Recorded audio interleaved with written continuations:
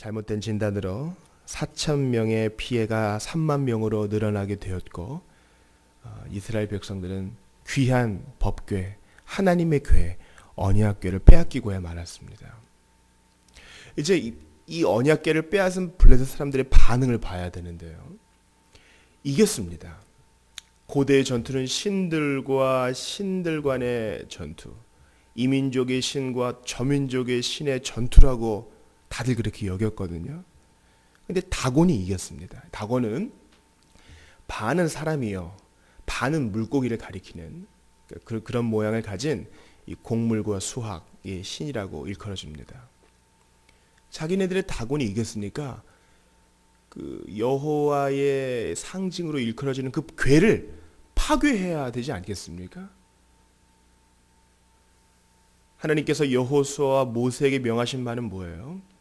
그 땅을 진멸하되 하나도 남기지 말고 진멸하라, 이런 말씀을 곧잘 하시죠.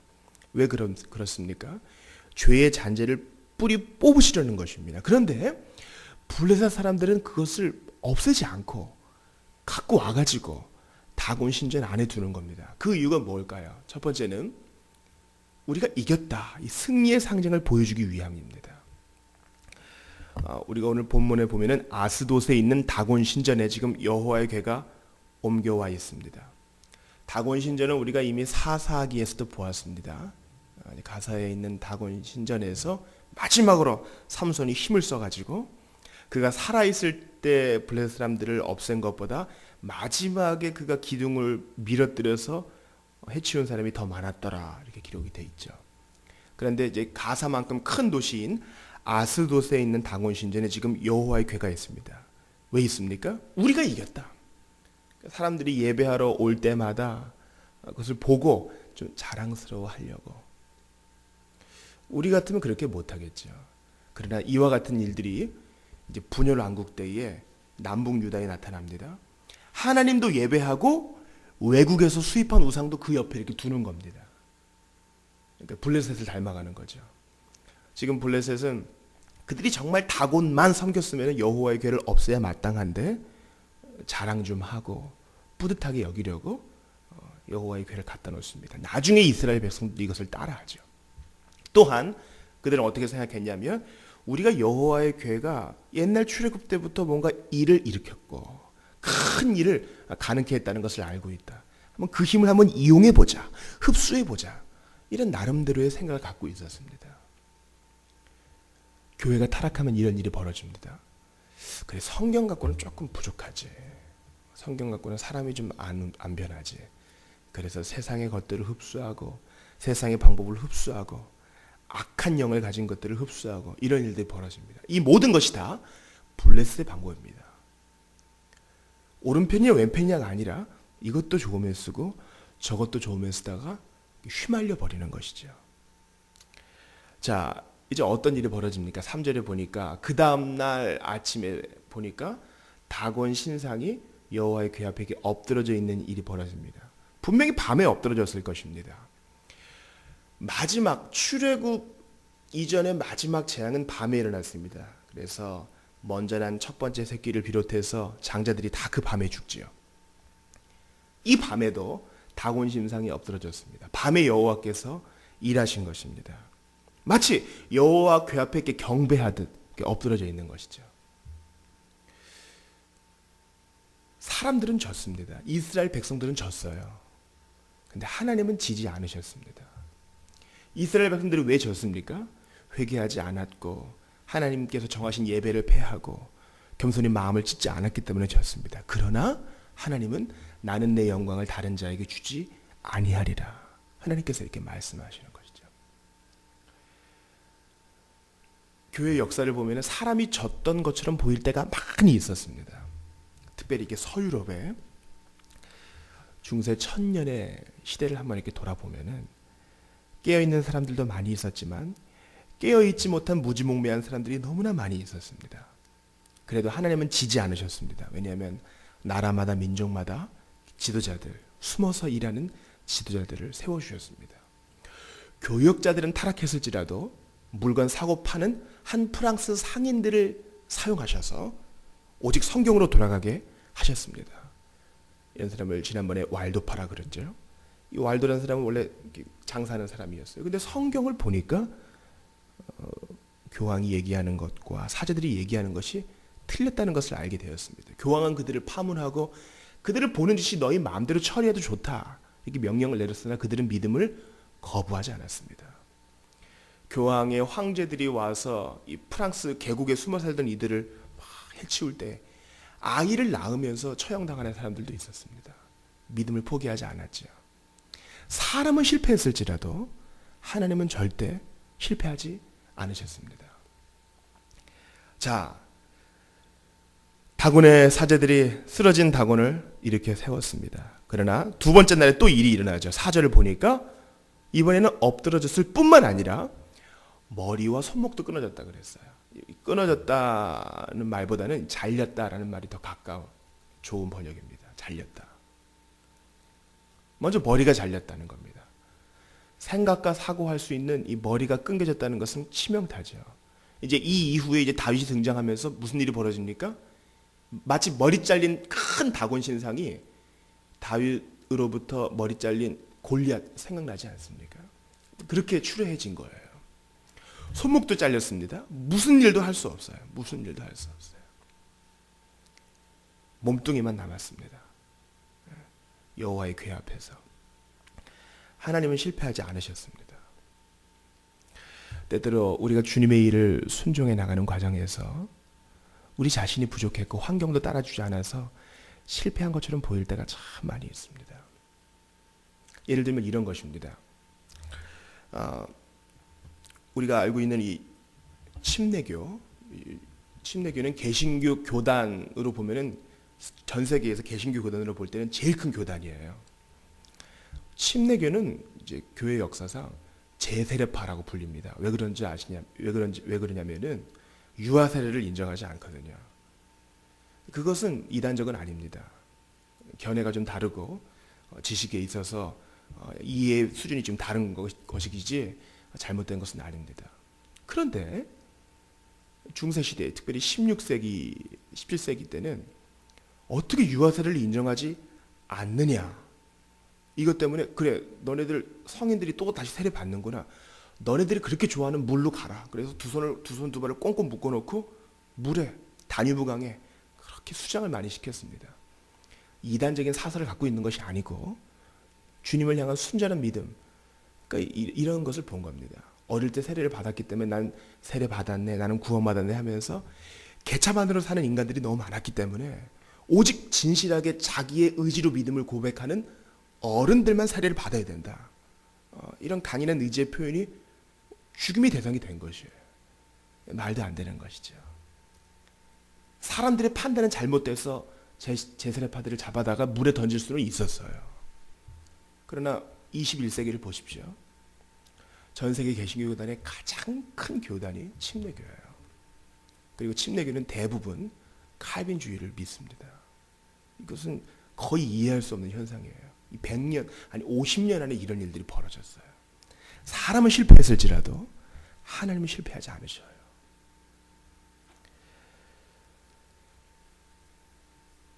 저는 오늘 본문을 보면서 이 다곤신을 섬기는 사람들의 이 무지몽매함을 보게 됩니다. 오늘의 핵심 구절은 5절이에요. 우리 5절 한번 같이 읽어보겠어요. 시작. 그러므로 다곤의 제사장들이나 다곤의 신전에 들어가는 자는 오늘까지 아스돗에 있는 다곤의 문지방을 밟지 아니하더라. 올바른 현상이 일어났는데 말도 안 되는 결과, 말도 안 되는 처방을 내리죠. 이틀씩이나 다곤이 넘어지거나 끊어졌어요.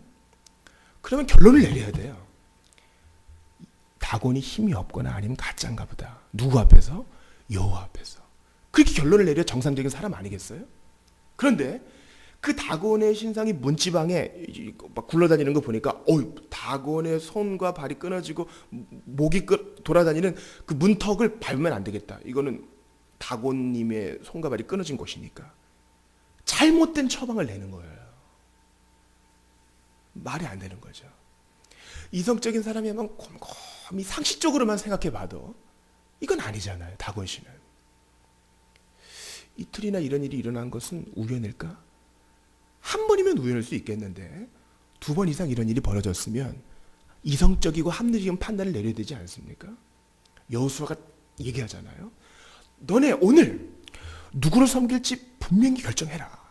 곰곰이 생각해서 이방신이 믿을 만하면 거길 가고 아니면 여호와를 섬기라. 나와 내 집은 여호와를 섬기겠노라. 그것은 눈을 가리고 여호와 한번 믿어보지가 아닙니다. 도저히 부인할 수 없는 증거들이 너무나 많이 있기 때문에 그렇습니다. 너무나 많이 있기 때문에. 그러니까 여호와를 믿어주는 것이 아니에요. 주님을 믿을 수밖에 없을 만큼 설득되고 설복되고 무릎을 꿇고 머리를 조아리게 되는 그런 경험이 있어야 되는 것입니다. 이방 신들을 섬기는 자, 특별히 다곤 신을 섬기는 사제들이나 섬기는 사람들은 마음에 굳건히 믿어서 나는 여호와를 믿지 않을 거야라고 작정했기 때문에 문지방을 밟지 않는 어리석은 전통을 내미는 것입니다. 이런 우상이 좋아서 믿는 것이 아니라 이 우상을 믿고자 하는 그 경향성, 여호와를 믿지 않으려고 하는 고집이 이렇게 만들어버린 것입니다. 그러니까 우리가 태어날 때부터 모든 사람이 아담의 원죄에 의로 생각이 다 이렇게 굽어졌어요. 그러니까 이성을 주관하시는 성령님이 있어야 돼요. 제가 한때 한 스님의 설법을 들은 적이 있습니다. 놀라운 사실 한 20% 빼면은요 거의 우리 설교랑 비슷해요. 십자가만 없지 거의 비슷해요. 거의. 무슨 얘기를 하느냐, 기독교를 비방하면서 이런 얘기를 하는 겁니다. 기독교인들이 뭐 알지도 못하면서 우리가 불상에게 절하고 불상을 우상으로 섬긴다 그러는데 알지도 못하는 얘기지 않습니까? 이러면서 우리를 비방하는 겁니다. 그네들 말에 따르면 좀 이해는 돼요. 자기들은 불상 앞에 뭐 금칠도 하고 절을 하는 이유가 뭐냐면, 여러분 불교의 목적은 뭐예요?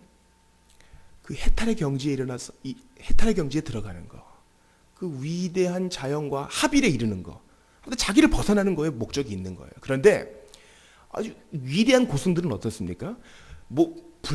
불상도 필요 없고 염주도 필요 없고 목탁도 필요 없는 것입니다. 그러나 아주 이 연약한 중생들은 뭔가를 외우면서 목탁을 두드리면서 절을 계속하면서 이런 보조적인 수단을 이용해야 합일에 들어갈 수 있는 경지에 이르는 도움을 받기 때문에 그게 필요하다 이렇게 얘기하는 겁니다. 말만 들으면 그럴싸합니다. 그러나 실상 그렇게 그 도움을 받으면서 우상을 섬기고 있는 거예요. 신부들도 똑같이 얘기합니다. 무식한 개신교인들이 우리가 마리아 섬긴다는데 우리는 마리아 섬기지 않아. 다만 그 마리아를 이용해서 얼마나 예수님의 어머니니까 인자하고 유하고 얼마나 다가가기 편하냐, 그거를 이용해서 우리가 하나님께 나아가는 것이지. 우리가 성인들의 날을 지키고 성인들의 성상을 기억하고 뭐 조각들을 세우고 이런 거 섬기는 거 아니야. 묵주를 이용하는 게 섬기는 거 아니야. 이거를 이용해서 하나님께 가고자 함이지. 그러나 그것은 변명이지, 그것이 다 섬기는 도구가 어느덧 돼버린 것입니다.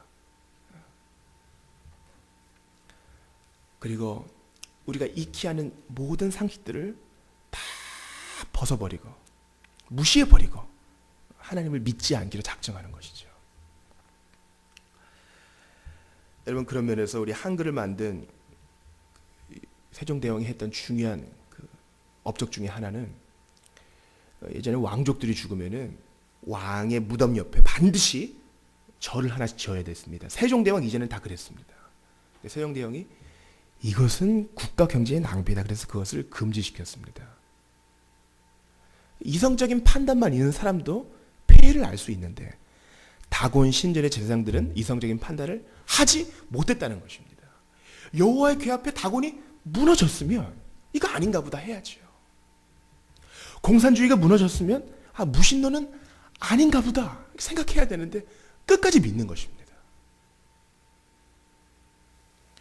우리 믿는 이들도 마찬가지입니다. 우리는 과연 주님의 말씀에 설복된 적이 있는가? 또한 아무리 하나님 말씀을 설득력 있게 알려줘도 누가 없으면 안 돼요? 성령님이 없으면 안 된다는 것이에요. 아무리 올바른 정보를 제대로 다 가르쳐준다 해도 한 가지가 부족한 것이 있으니 성령님이 우리 마음을 때려 눕히셔야 되는 것입니다. 왜냐하면 아무리 상식을 동원하려고 해도 믿지 않으려고 하는 고집이 누구에게나 다 있기 때문에 우리가 믿었던 건 그거 아닙니까? 주님이 우리의 고집을 때려 눕히시고 우리를 설복시키시고 우리로 하여금 무릎을 꿇지 않을 수 없게 하셨기 때문에 우리가 여기 있는 것입니다. 그러나 주님께서 우리를 설복시킨 다음에 우리를 일으키셔서 사랑하는 아들아 딸아 나와 함께 걷자 우리를 인격적으로 대우해 주십니다. 다곤 신상처럼 엎드러진 자가 아니라 주님과 함께 손잡고 걷는 에녹처럼 우리를 붙들어 주시는 것입니다. 얼마나 감사한지 몰라요.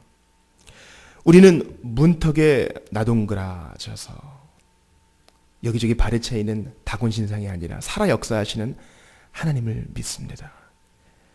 우리 주님께서 우리의 모든 공예배 가운데 이러한 성령의 역사, 진리의 설득이 있을 수 있도록 도와주시옵소서. 간절히 기도해야 할 것입니다. 또한 블레셋 사람들이 다곤도 믿고 여호와의 궤도 갖다 놓고 이용하려는 그러한 자세를 모두 벗어버리고 우리는 오직 여호와만 섬기고 의지해야 하겠습니다. 우리 오늘 열방을 위한 기도는 아프가니스탄을 위한 기도입니다. 자살 폭탄 테러로 자신의 생명을 불의의 병기로 내던지는 자들이 어리석음과 악행을 회개하고 의의 길로 나오도록 인도하소서. 우리 오늘 본 말씀 붙들고 또 아프가니스탄을 위해서 기도합시다. 하나님 아버지, 아무리 좋은 것 알려줘도 믿지 않으니 성령께서 모든 사람, 특별히 하나님 말씀 거부하는 자들의 마음을 움직이셔서 설득하여 주시고 무릎 꿇게 하시고 주님의 것으로 만들어 주시옵소서. 성령님, 올바른 말씀의 전파에 함께하여 주셔서 모든 이들이 감동도 받게 하시고 뭔가를 크게 뉘우치고 느끼게도 하시고 체험도 하게 하여 주시옵소서. 아프가니스탄을 위해서 본 말씀 붙들고 또한 태풍 가운데 피해가 없도록 우리 교우들 오늘 학교에 가고 직장에 출근하고 일상으로 돌아가는데 하나님께서 도와주시도록 함께 기도하겠습니다. 하나님 아버지 감사합니다. 예수님께서 유일한 구원자이심을 저희들이 주일에 놀라운 말씀 선포를 통해 깨닫고 마음에 깊이 결심하고 한 주를 시작하면서 주님 이제 이 월요일을 맞습니다. 태풍이 올라오고 있는데 모든 피해로부터 우리를 건져 주시옵소서. 하나님 아버지 여호와가 하나님이심을 저희가 분명히 알고 있어. 주님 이 말씀이 선포되고 이것이 설득되어질 때에 성령께서 역사하여 주셔서 그 마음에 있는 고집이 무릎을 꿇게 하여 주시옵소서. 바라고 원하옵나이다. 모든 이단 사슬을 주님께서 회파하여 주시고 정말 21세기에도 높이 올라가고 있는 모든 다곤 신상을 주님께서 꺾어주시기를 간절히 바라고 원합니다. 그런 다곤 신상은 외부에만 있는 것이 아니라 내 안에도 있사오니 하나님을 향한 고집, 하나님을 향한 나의 자아 존중감 모두가 다 무너지게 하셔서 주님을 섬기고 에녹처럼 함께 걸을 때에 주님께서 우리를 세워주시고 인도하시는 것을 보게